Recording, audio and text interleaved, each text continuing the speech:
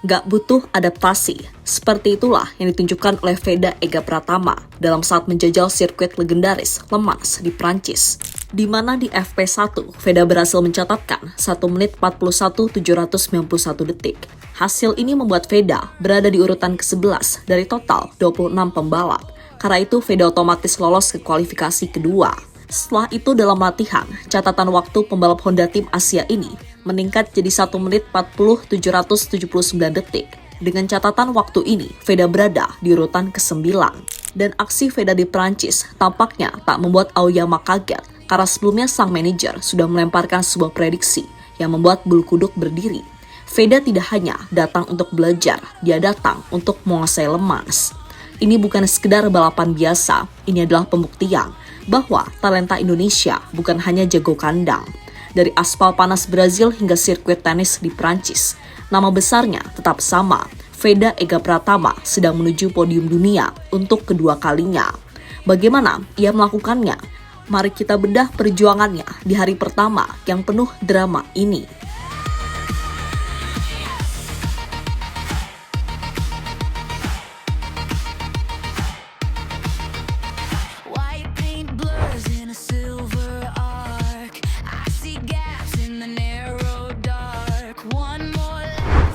Sirkuit Bugatti Le Mans dikenal sebagai sirkuit stop and go. Karakternya sangat teknis dengan pengereman keras dan akselerasi mendadak. Bagi pembalap debutan, Le Mans adalah labirin yang mematikan. Salah sedikit dalam mengambil titik pengereman di tikungan dan lob chikan, maka waktu lap Anda akan hancur seketika. Jumat pagi 8 Mei 2026, sesi free practice 1 dimulai. Suhu lintasan masih sangat rendah. Banyak pembalap senior yang memilih bermain aman di awal sesi. Namun tidak dengan Veda. Dengan wearpack putih merah kebanggaannya, ia langsung melahap 13 lap tanpa ampun. Awalnya, semuanya tampak sulit. Valentin Perone dari Red Bull KTM Tech 3 langsung mematok standar tinggi dengan 1 menit 45.388 detik. Bagi penonton awam, angka itu mungkin terlihat cepat, tapi di level Moto3 itu adalah pace pemanasan. Rekor di sini ada di angka 1 menit 39 detik. Artinya, ada jurang lebar yang harus dipangkas oleh Veda. Veda sendiri memulai sesi dengan tenang. Di lap-lap awal, ia sempat merangsek ke posisi 4 dengan catatan waktu 1 menit 45.69 detik. Namun, Le Mans bukan sirkuit yang ramah pada konsistensi awal. Seiring memanasnya aspal, pembalap lain mulai menggila. Alvaro Carpe dan David Almansa mulai menunjukkan taringnya, menurunkan Veda ke posisi 7, lalu turun lagi ke posisi 19. Disinilah mentalitas Veda diuji. Saat menyisakan 7 menit terakhir, Veda masuk ke pit. Ia berdiskusi singkat dengan mekanik dan Hiroshi Aoyama. Tidak ada kepanikan di wajahnya. Ia tahu apa yang harus dilakukan. Towing. Veda mencatatkan waktu 1 menit 41.887 detik. Boom, ia langsung melesat ke posisi 11. Meski terpaut 0,6 detik dari Alvaro Carpe yang memimpin, hasil ini cukup untuk memberikan sinyal bahaya bagi lawan-lawannya.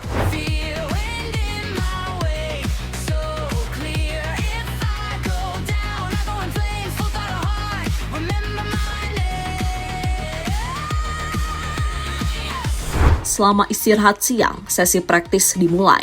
Ini adalah sesi paling krusial karena menentukan siapa yang berhak lolos ke kualifikasi 2 tanpa harus melewati babak eliminasi di kualifikasi 1. Kondisi cuaca mulai membaik. Aoyama memberikan instruksi khusus agar Veda lebih berani di sektor 3 dan 4. Hasilnya luar biasa.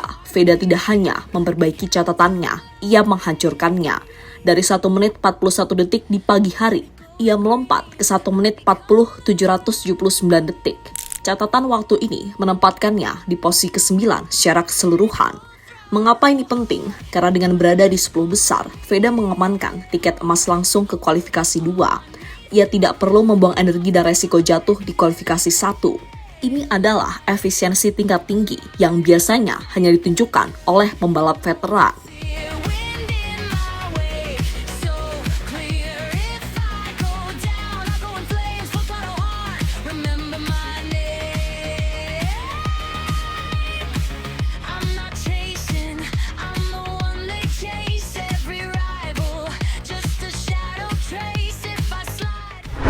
Prediksi Aoyama jadi kenyataan.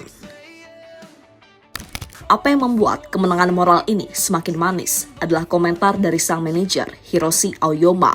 Aoyama bukanlah orang yang murah pujian. Namun, melihat Veda dilemas, ia tidak bisa menahan kekagumannya.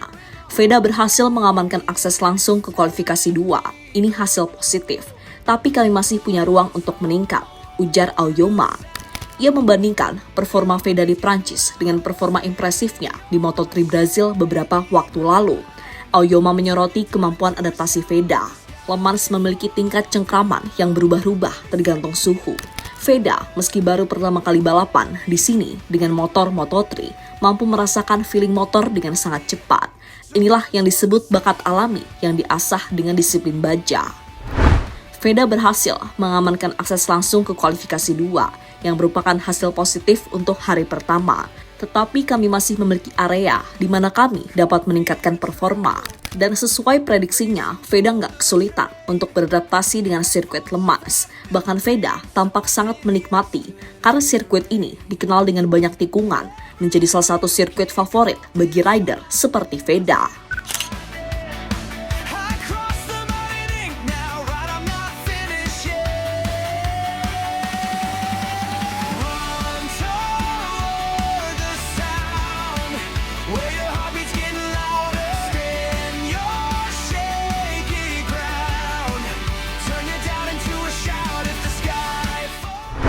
Rivalitas dan peta kekuatan di sirkuit Le Mans. Namun, jalan menuju podium hari Minggu besok tidak akan mudah. Di depan Veda ada nama-nama besar yang siap menjegal. Alvaro Carpe, pembalap Red Bull KTM Ajo, sangat dominan di sesi latihan. Ia adalah tolak ukur kecepatan saat ini. Kedua, Maximo Queiroz, pemuncak klasmen sementara. Ia memiliki pengalaman dan ketenangan luar biasa dalam menjaga ban hingga lap terakhir.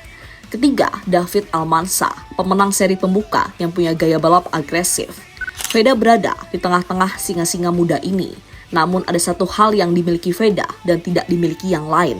Dukungan luar biasa dari jutaan penggemar di Indonesia yang menjadi bahan bakar mentalnya. Secara teknis, Veda hanya perlu memperbaiki sedikit lagi di sektor pengereman akhir agar bisa menembus angka 1 menit 39 detik saat kualifikasi nanti.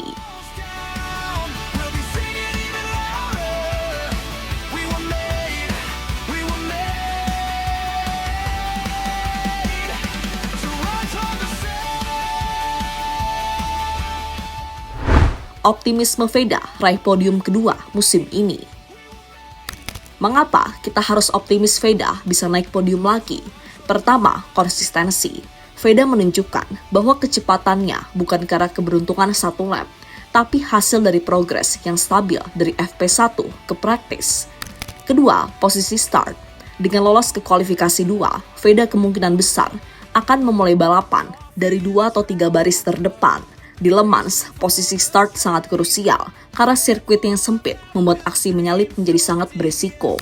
Jika Veda bisa menjaga ritme balapannya dan tidak terjebak dalam insiden di tikungan pertama, podium bukan lagi sekedar mimpi. Prediksi Aoyama sudah tepat di hari pertama. Veda langsung menguasai Le Mans. Sekarang tinggal bagaimana ia mengeksekusi strategi tersebut dalam 20 lap yang melelahkan pada hari Minggu nanti.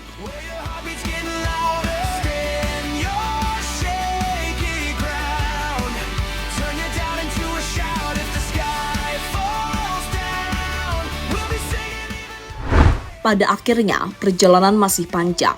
Masih ada sesi kualifikasi yang akan menentukan segalanya. Namun dari apa yang kita lihat sesi latihan kemarin, satu hal yang pasti. Veda Ega Pratama tidak sedang bermain-main. Ia membawa harapan besar di pundaknya. Dan sejauh ini, ia memikulnya dengan sangat baik.